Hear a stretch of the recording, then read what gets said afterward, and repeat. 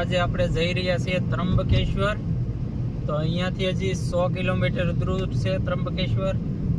અને ત્રંબકેશ્વર જે છે તે આપણી 12 જ્યોતિર્લિંગમાંથી એક જ્યોતિર્લિંગ છે।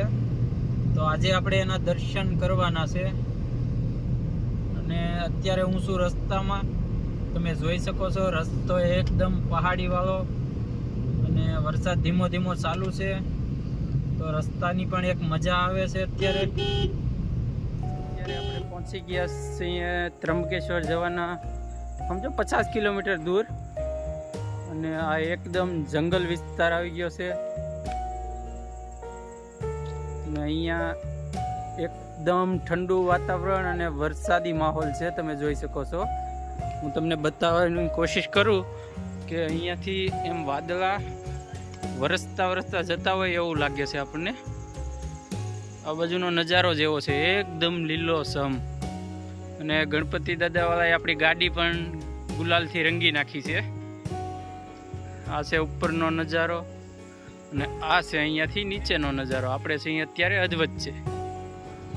હાલો મિત્રો, તો તમે જોઈ શકો છો અત્યારે વાગી ગયા છે સાંજના 7 અને હજુ અહીંયાથી 30 કિલોમીટર દૂર છે। તો અમે બધા અત્યારે અહીંયા ચા પીવા ઉભા રહ્યા છીએ। અહીંયાનો નજારો છે, આ અહીંયાનું માર્કેટ છે જે આજુબાજુના ગામ લોકો અહીંયા ખરીદી કરવા આવે।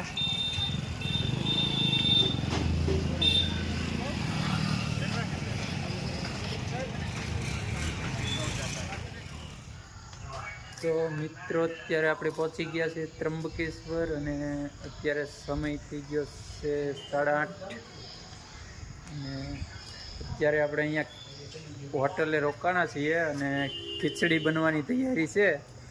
પછી દર્શન કરવા તો આપણે સવારે જવાનું છે નાહીને પછી। તો અત્યારે આપણે ખીચડી બનાવીએ છીએ। તમે જોઈ શકો છો અહીંયા ખીચડી બનાવવાની તૈયારી ચાલી રહી છે। ડુંગળી અને ટામેટા ને રીંગણ ને બધું મોલાઈ રહ્યું છે।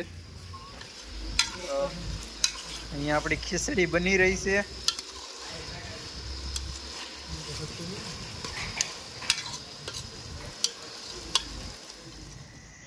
તો આપણી ખીચડી બનીને થઈ ગઈ છે તૈયાર અને ડીશુમાં આવી ગઈ છે। આ છે સાઈઝ, આ છે ડુંગળી અને આ છે લીંબુ। હજી ટામેટા સુધારવાના બાકી છે। તો હવે આપણે જમી લઈએ। તો અત્યારે આપણે થઈ ગયા છીએ નાહીને તૈયાર। અત્યારે વાગ્યા છે સવારના 6 ને આપણે જવાનું છે ત્રંબકેશ્વર મહાદેવના દર્શન કરવા। તો ચાલો તમને બધાને દર્શન। આપણે પહોંચી ગયા છીએ ત્રંબકેશ્વર મંદિર ભોળાનાથના દર્શન કરવા। તો અહીંયા લાઈનમાં માણસ ચાલે એ રીતની ગોઠવણી કરવામાં આવી છે કે માણસ એક સાથે એક જ લાઈનમાં સીધું ચાલે અને લાઈન ઊભી રહી જાય તો બાજુમાં બેન્ચીસની વ્યવસ્થા છે, તો ત્યાં માણસ બેસી પણ શકે અને પાછી લાઈન આગળ વધે તો ચાલતા થઈ જાય। અને અહીંયા એકાબીજી પડખે થઈને વટી અને આગળ ન જાય। આ છે મંદિરનો પહેલો દરવાજો। તો આપણે તે પહેલા દરવાજામાંથી અંદર જશું। અહીંયા મંદિરમાં ઉપરથી પાણી પડી રહ્યું છે અને આ છે મંદિરની કલાકૃતિ, તમે જોઈ શકો છો। અહીંયા બહુ અવાજ આવે છે એટલે મારો અવાજ બરાબર આવતો નહીં હોય તમને, પણ આ એકદમ કાળા પથ્થરમાંથી બનેલું છે મંદિર। તો મિત્રો આપણે દર્શન કરી લીધા છીએ અને હવે આપણે આવી ગયા છીએ મંદિરની બહાર। તો આ જે મારી પાછળ છે તે મંદિર છે, તમે જોઈ શકો છો।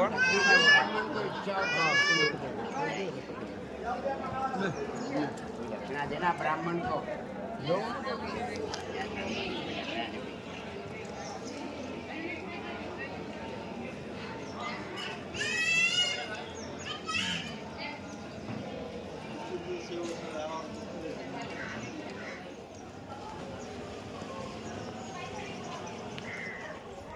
અહીંયા મંદિરની પાસે બધા અત્યારે ફોટોશૂટ કરી રહ્યા છે।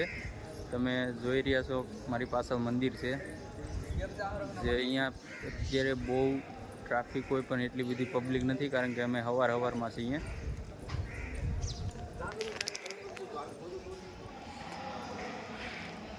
અહીંયા આપણે અજયભાઈ અને વિષ્ણુભાઈ જે શિવ પૂજા કરી રહ્યા છે.